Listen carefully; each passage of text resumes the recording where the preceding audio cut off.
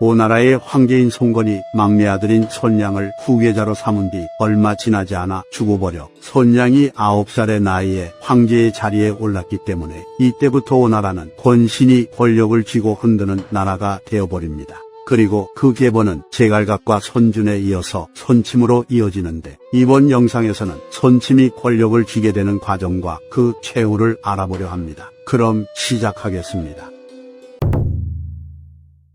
오봉 3년 손준이 죽었을 당시 손침은 현장군의 지휘에 있던 25살의 청년일 뿐이었으나, 손준은 죽으면서 사촌 동생인 손침을 자신의 후계자로 점찍었습니다. 그리하여 손침은 시종, 무의장군, 중내제군사의 자리에 올랐고 손준을 대신하여 조정의 정치를 주관하게 됩니다. 그런데 이는 새파랗게 어리고 아무런 공도 세우지 못한 인물이 단순히 손준의 사촌 동생이라는 이유만으로 국가의 권력을 잡게 된 것이라 오나라의 대신들인 표기장군 여고, 위장군 등륜 등은 이를 좌시하지 않았습니다. 그래서 여고와 등륜을 포함한 여러 장수들은 자신의 이름을 잇따라 쓴 표를 올려 등륜이 승상의 자리에 오르도록 해 손침을 견제하려 했습니다.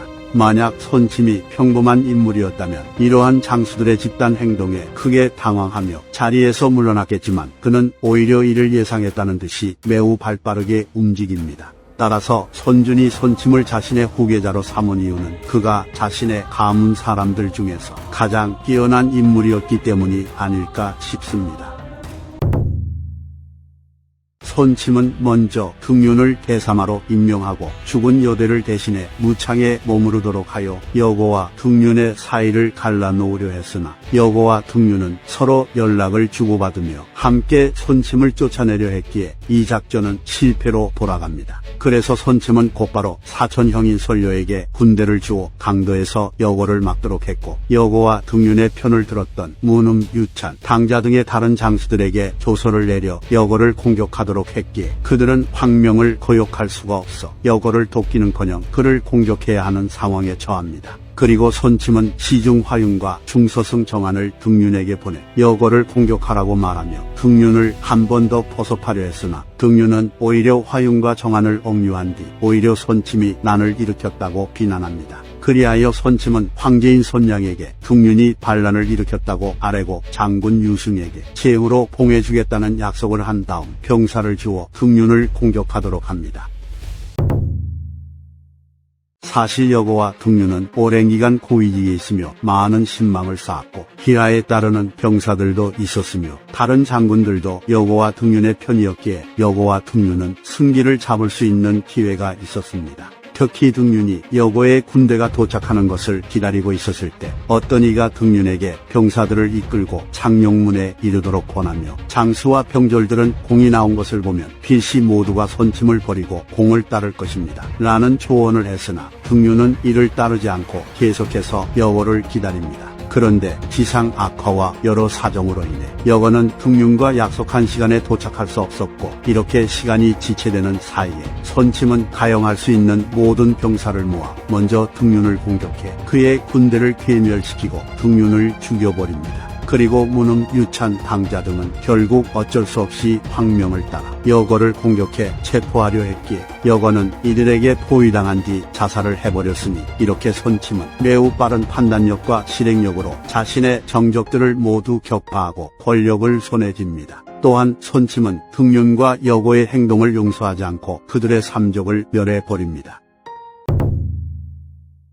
손침은 어린 나이에 권력을 잡게 되었는지는 몰라도 대장군으로 승진한 뒤 자신의 지위가 고귀한 것을 자부하며 오만불손하고 무례한 행동을 많이 했습니다. 그리고 앞서 등장했던 손침의 사촌형인 손료는 손준 시절에는 관직이 우장군, 문안독에 이르며 엄청난 우대를 받았습니다. 그러나 그는 손침 시절에는 여고의 군대를 막아선 공이 있음에도 불구하고 그만한 대우를 받지 못했기에 원한을 품고 장군 왕돈과 함께 손침을 죽일 것을 모의합니다. 하지만 이를 알아챈 손침은 왕돈을 먼저 죽여버렸고, 손료에게는 자살을 종용했기에 손료는 약을 먹고 자살합니다. 여기서 우리는 손침이 같은 편으로 삼을 수 있는 사람조차 자신을 적대하게 만들 정도로 용인술이 형편없다는 점을 알 수 있습니다. 위나라의 대장군 제갈탄이 수춘에서 반란을 일으킨 뒤 오나라의 항복을 청해왔는데 전공을 세우고 싶었던 손침 입장에서는 진짜 하늘이 준 기회나 마찬가지였습니다. 그래서 손침은 문음, 당자, 전단 등에게 3만 명을 주어 수춘성을 지원하게 했고 주위에게도 3만 명을 주어 안풍성에서 문음을 지원하는 형세를 취하게 합니다. 하지만 위나라는 20만 대군을 동원해 수춘성을 포위하며 총공세를 펼쳤고 주인은 위나라의 연주자사 주태의 공격을 막아내지 못하고 물러납니다. 그리하여 손침은 직접 대규모의 병력을 이끌고 진격해 황리에 주둔한 뒤 주위에게 장군 정봉 등과 5만여 명의 병사를 주어 다시 위나라를 공격하게 합니다. 그러나 위나라의 군대는 숫자도 우위였던 데다가 종이했으며 위나라의 장수인 서포, 주태, 호열 등이 맹활약을 떨쳤기에 주인은 여러 차례 공격을 감행했으나 이길 수 없었습니다. 그리고 태산태수 호열이 기습적으로 오나라 군대의 군량물자가 산재해 있는 도륙 지역을 공격해 그곳에 있던 군량미를 모두 불태워버렸기에 주인은 퇴각할 수밖에 없었습니다. 상황이 이렇게 되었음에도 손침은 또다시 주위에게 3만 명의 병사를 주며 죽음을 각오하고 싸우라고 했지만 주인은 불가함을 말하며 손침의 명을 따르지 않았고 이에 손침은 분노하며 주위의 목을 베어버립니다. 게다가 결국 수춘성이 함락되어 제갈탄도 죽게 되었으므로 이 전투에서 손침은 제갈탄을 구출할 수 없었을 뿐만이 아니라 많은 병사들을 잃고 패배했으며 명장인 주위까지 자신의 독단으로 죽여버렸기 때문에 이후로 오나라에서 손침을 원망하지 않는 사람이 없었습니다. 앞선 전투에서의 패배로 손침의 신망이 바닥을 치고 있던 사이 황제였던 손량이 직접 나서서 정사를 다스리려 하기 시작했고 여러 차례 손침의 잘못된 점을 비판했습니다. 그래서 손침은 이를 두려워하며 그때부터 손량에게 나아가 아련도 하지 않았고 주작겨 남쪽에 집을 지은 뒤 자신의 아우들에게 군대를 줘 여러 군영에 주둔하게 한 다음 그곳에서 군권을 쥔 채로 조정의 정치를 독점하려 했습니다. 이로 인해 황제인 손량은 손침을 매우 증오하며 그를 제거할 마음을 먹게 되었고 그 일환으로 먼저 자신의 누이인 손노육이 손준에게 살해당한 일을 끄집어냈는데 이 사건을 통해 이미 죽은 손준을 공격하여 손준의 후계자였던 손침을 압박하려 했던 것입니다. 그리하여 손침은 곧바로 조정으로 들어가 손량에게 이 일에 대해 간언하였으나 손량은 손침의 말을 받아들이지 않았고 오히려 태상 전상, 장군 유승 등과 함께 손침을 죽일 것을 모의합니다. 그러나 이 일이 누설되어 손침의 귀에 들어가게 되었고 이에 손침은 곧바로 선수를 쳐 장군 유승 등을 죽이고 황궁을 포위합니다. 그리고 광록훈 맹종을 시켜 손량을 폐위시킬 것을 종묘에 알리도록 한 뒤 모든 관리들을 불러서 의논을 하며 어린 황제가 무능하고 혼미하여 황제의 자리에 있을 수 없으므로 종묘를 받들어 선제께 폐위의 뜻을 알렸소. 제군들 중 만약 동의하지 않는 사람이 있다면 다른 의견을 내어보시오 라고 말했으나 사실상 권력을 쥐고 있는 손침의 말을 거역할 수 있는 사람은 아무도 없었기에 모두가 두려워하며 오직 장군의 명령을 따르겠습니다 라고 대답할 뿐이었습니다. 태평 3년 결국 오나라 2대 황제인 손량은 손침에 의해 황제의 자리에서 쫓겨나게 됩니다. 정군 시정이 손침에게 낭여왕 손유를 불러 황제로 세울 것을 권하였기에 손침은 사람을 보내 손유를 영접해 황제로 세우려 합니다. 그리고 손유가 황제의 자리에 오르게 되자 손침은 스스로 벼슬을 하지 않고 초야에 묻혀 사는 사람이 되려 한다고 말했는데 이는 손침의 본심이 아닌 자신은 권력에 연연하지 않는다는 쇼를 함과 동시에 새로이 황제가 된 손유가 어떠한 반응을 보이는지 떠보는 술수에 가까웠습니다. 하지만 손유는 손침의 의도를 알아채고는 오히려 손침을 지켜세우고 위로하였으며 그의 동생들에게도 높은 관직과 자기를 하사했습니다. 이로 인해 손침의 집안에는 제후만 5명이었고 모두가 금병을 관장했으며 권력은 황제를 기울어지게 할 정도였으니 삼국지 본전에서는 이러한 상황을 오나라의 신하들 중에서 일찍이 이러한 자는 없었다고 기록했습니다. 하루는 손침이 손유에게 소와 술을 바치려 했으나 손유가 받지 않았기에 손침은 원한을 품은 채 좌장군 장포에게 가서 그와 함께 술을 마십니다. 그리고 손침은 취기가 오르자 원망하는 마음을 표출하며 어린 황제를 폐위했을 때 많은 사람들이 나에게 직접 황제의 자리에 오르라고 권하였소. 하지만 나는 폐하께서 현명하셨기 때문에 영접했던 것이요. 황제는 내가 아니었으면 그 자리에 오르지 못했을 것인데 오늘 예물을 바치려 했으나 접견을 거절당했으니 이는 평범한 신하를 대우하는 것과 다를 바 없으므로 마땅히 다시 계획을 변경해야 할 뿐이요 라고 말합니다. 그런데 이는 사실상 자신의 입으로 반역을 말한 것이었고 더 웃긴 것은 장포가 손유의 최측근이라는 점이었으니 이를 통해 손침의 오만함이 얼마나 심각했는지를 알 수 있습니다. 그래서 장포는 손침의 말을 곧바로 손유에게 알렸고 이에 손유는 손침이 병거를 일으킬까 두려워서 여러 차례 상을 하사하며 그를 달랬습니다.